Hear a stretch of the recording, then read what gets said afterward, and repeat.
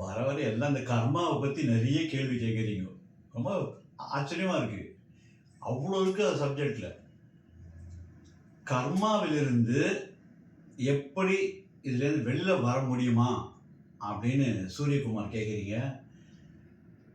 ரொம்ப நல்ல கேள்வி. சாமி அதுக்கு ரொம்ப அழகாக இந்த இதுக்கும் விளக்கம் கொடுத்துருக்காரு. அவ்வளோ அழகாக. அதான் சொல்கிறேன்னே, சாமி எல்லாத்தையும் பற்றியும் பேசியிருக்காரு. அவர் பேசாத டாபிக்கே கிடையாது. எனிதிங் நீ எதை வேணா சொல்லுங்க, சாமி பேசியிருப்பார். அவ்வளோ பியூட்டிஃபுல். நம்மளுக்கெல்லாம் எவ்வளோ கொடுப்பினது. கர்மாவிலிருந்து தப்பிக்கிறதுக்கு வழி சொல்லி தர்றாரு. அப்ப சொல்றார், ஒரு எக்ஸாம்பிள் கொடுக்குறாரு. உதாரணம், ஒரு பொம்மலாட்டக்காரன் தெரியுமா? அந்த சீன்ல அவன் வரவே மாட்டான். அந்த சீனுக்கு பிஹைண்ட் தான் இருப்பான். ஆனால் மேலேருந்து அதை கையை வச்சு ஆட்டுவான். அந்த பொம்மையெல்லாம் ஒரு கயரோட கட்டி டான்ஸோ ஸ்பீச்சோ அது கொடுக்குற மாதிரி பண்ணுவான். அந்த ப்ரோக்ராம் எல்லாமே எல்லாரும் கை தட்டுவா, ரொம்ப பிரமாதம் அப்படி சொல்லுவா.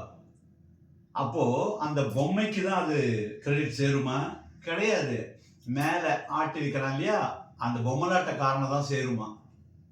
அதே மாதிரி நீ ஒரு பெரிய ஜேர்னலிஸ்ட் ஆகோ, இல்லை ஒரு பெரிய பாலிட்டிஷியன் ஆகோ, இல்லை ஒரு ஆன்மீகவாதியாகோ, அதெல்லாம் role given by the பப்பிட்டியர், பொம்மலாட்டக்காரன்.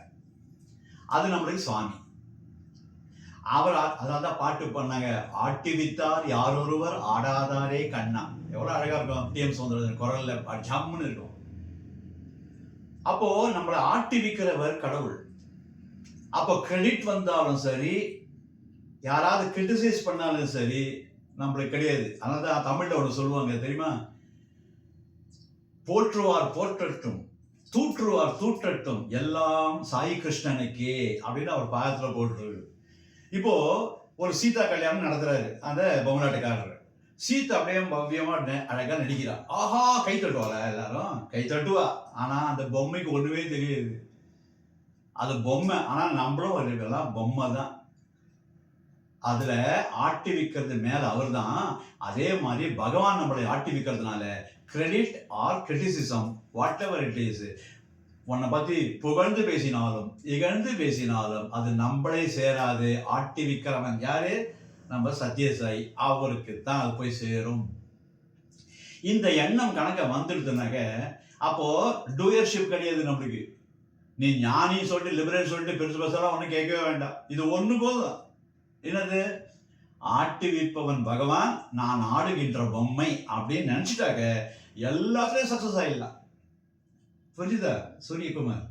S, அவ்வளோ சிம்பிளா சொல்லி கொடுத்துட்டாரு.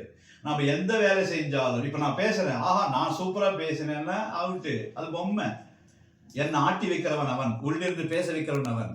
இப்போ இதை ஷூட் பண்ணியிருக்காங்க, அந்த மாலினி அழகா ஷூட் பண்ணும்போது நான் சூப்பரா எடுப்பேன், ஆஹா கிடையாது, அது அவர் ஆட்டி வைக்கிறாரு.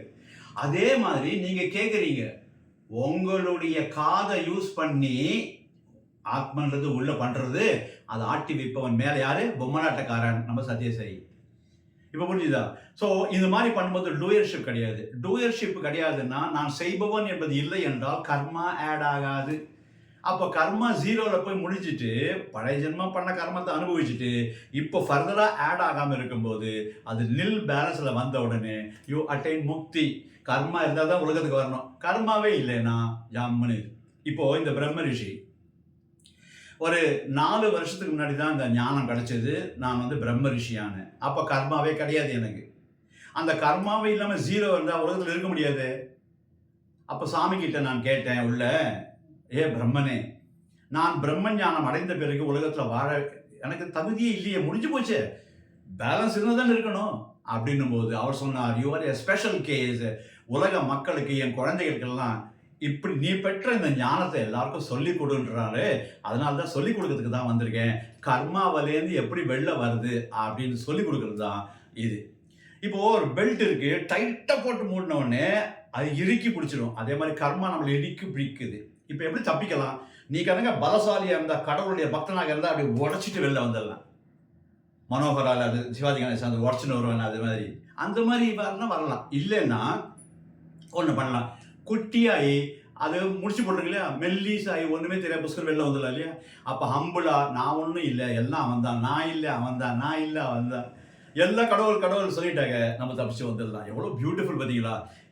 இதுதான் ஒரே வழி கர்மாவிலேருந்து தப்பிக்கிறதுக்கு. ஞானியானா கர்மா எரியறது அடுத்தது, அது ஞானி ஆகணும், புரிந்து கொள்ள வேண்டும். இது ரொம்ப ஈஸி. எதை பண்ணாலும் பொம்மலாட்டக்காரனுக்கு தான் அந்த கிரெடிட் சேரும். என்னை திட்டினாங்க அதுவும் உனக்கு தான் சேரும் சாமி அப்படின்னு விட்டுட்டாங்க, கர்மாவிலேருந்து வெளில வரலாம். புரியுதா சொல்லியா? Very nice.